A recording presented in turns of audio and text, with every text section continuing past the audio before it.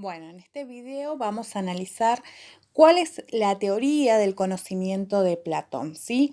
Esta teoría del conocimiento es conocido como el idealismo de Platón, ¿sí? Según este pensador, existen dos realidades completamente diferentes.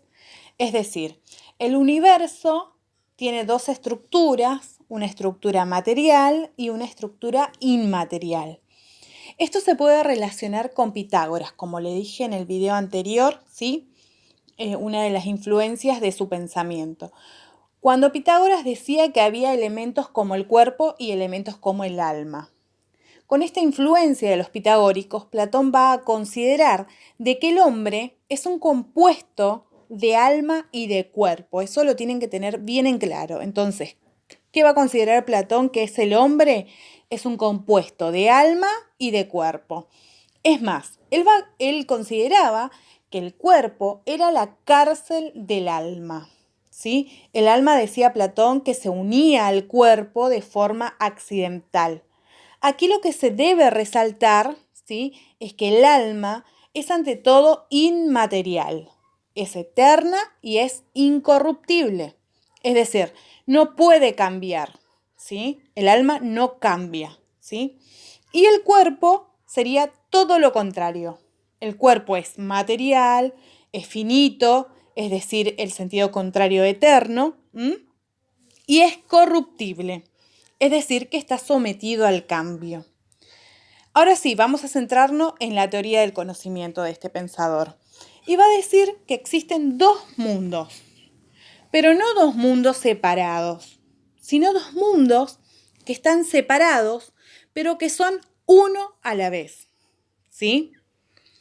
Acá lo tenemos en este gráfico, por ejemplo, el mundo inteligible, ¿sí?, y el mundo sensible. ¿Y por qué va a estar separado este mundo? Va a estar separado por el río que se llama el río del olvido, ¿sí? Acuérdense de que este río es algo metafórico. Entonces, este mundo está separado por el río del olvido. Encontramos el mundo inteligible y el mundo sensible. Bueno, entonces, el mundo inteligible no es más ni menos que el mundo de las ideas. Aquí, ¿no? Entonces, el mundo sensible es el mundo de las cosas. Aquí lo vemos. Entonces, el mundo de las cosas, el mundo de los objetos, de aquello que está sometido al cambio, ¿sí? Es decir, de las cosas particulares. En cambio, ¿sí?, este mundo inteligible es el mundo de las ideas. Es el mundo de lo incorruptible, ¿sí? Y a ver, ¿qué serían las ideas? Las ideas serían aquellos que no están sometidos al cambio, ¿sí? Las ideas hay que entenderlas como modelos. ¿Modelos de qué? Modelos de las cosas que son arquetipos. Por ejemplo, en el mundo sensible nosotros encontramos un árbol. En el mundo sensible, entonces nosotros vamos a encontrar un árbol, ¿sí? Y en el mundo inteligible, nosotros vamos a encontrar la idea de árbol, ¿sí?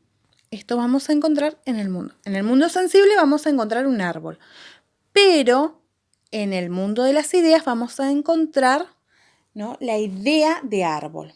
Es decir, el mundo sensible está compuesto de copias del mundo inteligible, de las ideas del mundo inteligible, ¿sí? Y estas ideas, ¿sí?, son universales, ¿sí? Es decir, yo tengo para muchísimos árboles, para millones de árboles, una sola idea de árbol, ¿sí? Es decir, que el hombre para Platón, entonces conoce por medio de los sentidos, ¿sí?, y por medio de la razón, ¿sí? Va a conocer todas las cosas del mundo inteligible, es decir, de las ideas. Entonces, ¿qué será poder conocer para este pensador? Él va a decir que conocer o poder conocer es poder llegar a las ideas por medio de la abstracción, ¿sí? ¿Qué sería abstraer? Es tomar una parte, es decir, es poder llegar a las ideas por medio de la inteligencia. Es como aislar conceptualmente un objeto o una propiedad del mismo. Por ejemplo, conocemos el color verde aislando o abstrayendo la idea de árbol, ¿sí? Pero para Platón no solo podíamos conocer por el uso de la razón, es decir, que para él el hombre no conoce las cosas, sino que las reconoce, porque las almas existen antes de caer accidentalmente. ¿Dónde existían las almas? Aquí, en el mundo de las ideas, ¿sí? Ya contemplaron todas las ideas y cuando caen accidentalmente al cuerpo, ¿sí? Que sería para Platón el cuerpo la cárcel del alma, cuando cae atraviesa el río del olvido y se va a olvidar de todas esas ideas, ¿sí? Entonces, ¿qué va a hacer aquí el alma dentro del cuerpo en el mundo sensible? Las va a reconocer, ¿sí? Por medio de la percepción, ¿sí? Va a percibir las cosas en el mundo sensible y las va a reconocer, las va a recordar, ¿sí? Entonces, ¿por qué? Porque ya conoce todas las ideas, pero las olvida, ¿no?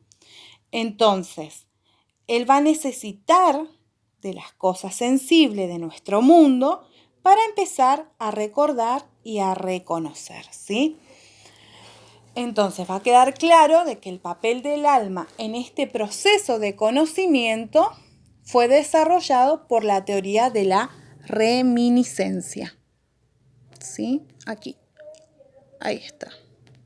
Bueno, entonces vamos a decir que el alma, ¿no? En el mundo inteligible habitan las almas y las entidades matemáticas, ¿sí? Este mundo es inmaterial, ¿sí?